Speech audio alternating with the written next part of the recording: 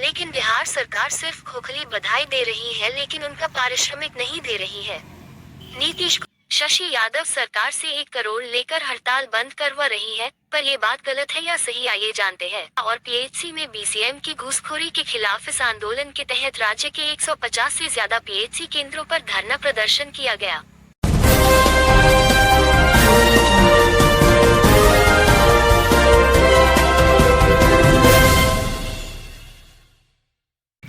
नमस्कार दोस्तों, आप देख रहे हैं मिस्टर राजा सुमित का न्यूज। तो दोस्तों, मैं आप लोगों को बता दूं, पूरे बिहार में आशा कार्यकर्ताओं के साथ जिस तरह से गद्दारी हुआ है और उनके 18,000 मानदेय देने के जगह सिर्फ 1,500 रुपया बढ़ाया गया है और टोटल मिलाकर उन लोगों को 2,500 रुपया होता है। तो शशि यादव किस तरह से इस 2,500 रुपया पर मान गई है, कोई ना कोई इसमें सुझाव और दाल में काला जरूर किया गया है। तो आइए मैं एक रिकॉर्डिंग आप लोग को सुना रहे हैं, जो रिकॉर्डिंग आप लोग प्लीज़ यार लास्ट तक सुनिएगा और ध्यान से सुनिएगा, तभी ये समझ में आएगा कि इस रिकॉर्डिंग के माध्यम से क्या आप लोग को मैं बताने का चाहता हूँ। ये रिकॉर्डिंग सही है या गलत कमेंट में जरूर बताइए दोस्तों। आशा कार्यकर्ता को 1,500 आखिर क्यों मिला? शशि यादव तेजस्वी यादव से 1,500 मानदेय देने से क्यों मान गई? आशा कार्यकर्ता को 18,000 मानदेय लेना था और शशि यादव इसका पूरा जोर तोड़ से आशा बहनों का सपोर्ट करती थी, पर आखिर क्या हुआ कि बिहार सरकार शशि यादव को आशा कार्यकर्ता के मानदेय 1,500 में ही शशि यादव हड़ताल खत्म करने को बोलने लगी। आखिर क्या मामला है? बहुत सारे कमेंट में लोग बोल रहे हैं शशि यादव सरकार से 1 करोड़ लेकर हड़ताल बंद करवा रही है, पर ये बात गलत है या सही आइए जानते हैं। जानिए किस तरह से आशा हड़ताल जारी हुआ, किस तरह थाप हुआ, कोई ना कोई राज है। ध्यान से सुने। बिहार आशाओं का मानदेय बढ़ाने समेत अन्य मांगों को लेकर राज्य के पीएचसी केंद्रों पर आशा कार्यकर्ताओं के प्रति राज्य सरकार की उदासीनता और पीएचसी में बीसीएम की घूसखोरी के खिलाफ राज्यव्यापी आंदोलन के तहत राज्य के 150 से ज्यादा पीएचसी केंद्रों पर 2 दिनों का धरना प्रदर्शन किया गया। महासंघ गोक गुट और एक्टू से संबद्ध बिहार राज्य आशा कार्यकर्ता संघ के आह्वान पर आशाओं की लंबित मांगों को लेकर राज्यव्यापी आंदोलन के तहत 2 दिनों का धरना प्रदर्शन राज्य भर में 28-29 सितम्बर को किया गया और मांगों से संबंधित मांग पत्र चिकित्सा प्रभारी को सौंपा गया। आशा कार्यकर्ताओं के प्रति सरकार की उदासीनता और पीएचसी में बीसीएम की घूसखोरी के खिलाफ इस आंदोलन के तहत राज्य के 150 से ज्यादा पीएचसी केंद्रों पर धरना प्रदर्शन किया गया। राज्य भर की आशा कार्यकर्ताओं ने बड़ी संख्या में इस आंदोलन में हिस्सा लिया और अपनी मांगों को उठाया।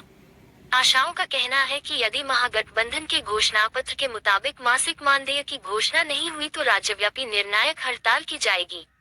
न्यूज़ क्लिक से बातचीत में आशा आंदोलन की नेता और बिहार राज्य आशा कार्यकर्ता संघ गोक गुट एक्टू के अध्यक्ष शशि यादव ने कहा कि हमने राज्य के उप मुख्यमंत्री सह स्वास्थ्य मंत्री तेजस्वी यादव को आशा कार्यकर्ताओं की मांगों को लेकर ज्ञापन दिया है और मांग की है कि महागठबंधन के चुनावी घोषणा पत्र में किए गए वादों को जल्दी लागू किया जाए। उन्होंने कहा कि भाजपा के मंत्री ने मासिक मानदेय का नामकरण करते हुए प्रोत्साहन राशि कर दिया, जिसे बदला जाना चाहिए और इस शब्द को हटाकर मानदेय या वेतन कहा जाए। साथ ही उन्होंने कहा कि जीने लायक मासिक मानदेय की घोषणा सरकार को जल्द करनी चाहिए।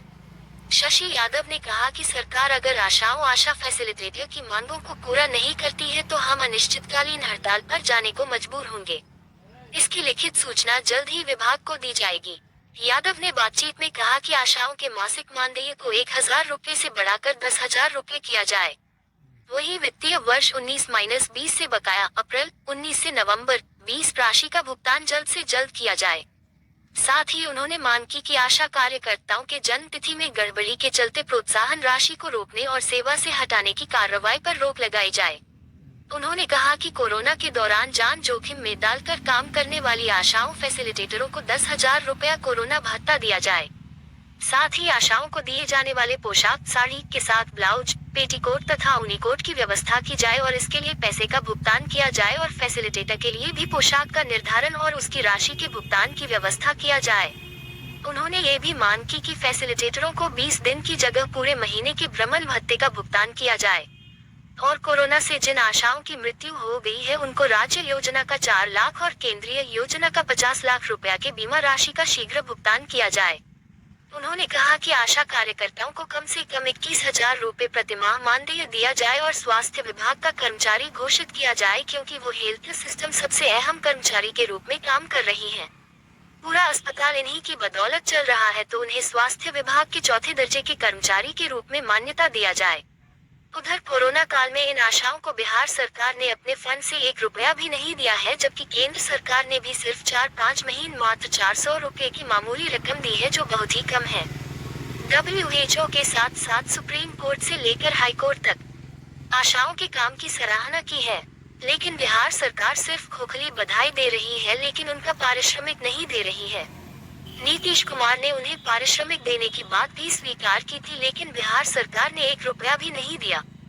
यादव ने कहा कि आशा कार्यकर्ताओं को मासिक भुगतान नहीं दिया जाता है, उन्हें कार्यक्रम आधारित पैसे दिए जाते हैं। इनसे उन्हें 3 से 4 हजार रुपए का मामूली आय होती है, जो एक परिवार चलाने के लिए बेहद कम है। किसी महीने तो इससे भी कम होता है, जिससे उनके सामने आर्थिक संकट की समस्या बरकरार रहती है। सरकार उन्हें न श्रमिक की मान्यता दे रही है और न ही कर्मचारी की। राज्य में करीब 90,000 आशा कार्यकर्ता हैं, जो राज्य के स्वास्थ्य विभाग में महत्वपूर्ण कार्यों को अंजाम दे रही हैं। गोपालगंज आशा कार्यकर्ता संघ गोकुटेक्टू की अध्यक्ष सीता पाल ने न्यूज़क्लिक से बातचीत में कहा कि जिले के कुछ प्रखंड के PHC हैं, जिनमें आशा कार्यकर्ताओं के साथ PHC केंद्रों पर डॉक्टर और मेडिकल स्टाफ द्वारा भेदभाव किया जाता है। उन्होंने कहा कि PHC केंद्रों पर प्रसूता को लाने का कोई समय नहीं होता है। प्रसूता को जब समस्या होती है या प्रसव का समय होता है, तब उन्हें आशा कार्यकर्ता अस्पताल लाती हैं। रात हो या दिन 24 घंटे वे अपने काम को लेकर मुस्तैद रहती है, लेकिन जब वो अस्पताल आती है तो उन्हें बैठने या आराम करने के लिए कोई जगह नहीं होती है। उनके लिए कोई कमरा नहीं है। जब वे किसी की कुर्सी पर बैठ जाती है तो उन्हें उठा दिया जाता है। इतना ही नहीं, उन्हें RO का पानी तक पीने नहीं दिया जाता है। उन्हें कहा जाता है कि RO आशाओं के लिए नहीं है। बता दें कि बिहार के उप मुख्यमंत्री सह स्वास्थ्य मंत्री तेजस्वी यादव के नाम राज्य की आशा कार्यकर्ताओं फैसिलिटेटरों की ज्वलंत मांगों को लेकर 1 सप्ताह पहले बिहार राज्य आशा कार्यकर्ता संघ गोकुटेक्टू की ओर से ज्ञापन दिया गया था। ज्ञापन में कहा गया था कि राज्य के ग्रामीण स्वास्थ्य सेवा की बुनियाद के रूप में आशा कार्यकर्ता फैसिलिटेटर 2005 से सेवा दे रही हैं। इनकी सेवाओं का नतीजे में सरकारी संस्थागत प्रसव की दर में उल्लेखनीय स्तर तक वृद्धि हुई है। वहीं मातृ शिशु मृत्यु दर में राष्ट्रीय स्तर पर प्रशंसनीय कमी के अलावा कई उपलब्धियां हासिल हुई हैं। इतना ही नहीं, प्रसव पूर्व तथा प्रसवोत्तर सहित अन्य टीकाकरण कार्य भी नियमित संचालित किया जा रहा है। इसके साथ ही समय समय पर सरकार द्वारा सौंपे गए कार्य भी उनके द्वारा काफी परिश्रम के साथ किए जाते हैं। उप मुख्यमंत्री को दिए ज्ञापन में कहा गया कि यह पूरी दुनिया जानती है कि कोरोना महामारी के दरमियान भी महामारी संबंधी विभिन्न कार्यक्रम को भी इन्होंने अपनी जान जोखिम में डालकर पूरी मुस्तैदी व लगन के साथ पूरा किया है। इस दौरान कई आशाओं को अपनी जान भी गंवानी पड़ी है। वैश्विक संस्था विश्व स्वास्थ्य संगठन ने भी इनके कार्यों की प्रशंसा की है, लेकिन दुख की बात है कि उनकी समस्याओं के समाधान नहीं किया गया। साथ ही यह कहा गया कि प्राथमिक स्वास्थ्य केंद्र स्तर पर इनके भुगतान में विभिन्न तरीकों से कमीशनखोरी व भ्रष्टाचार की शिकायतें लगातार मिलती रही, जिसे समाप्त करने की जरूरत है। तो दोस्तों, आप लोग ये रिकॉर्डिंग सुने।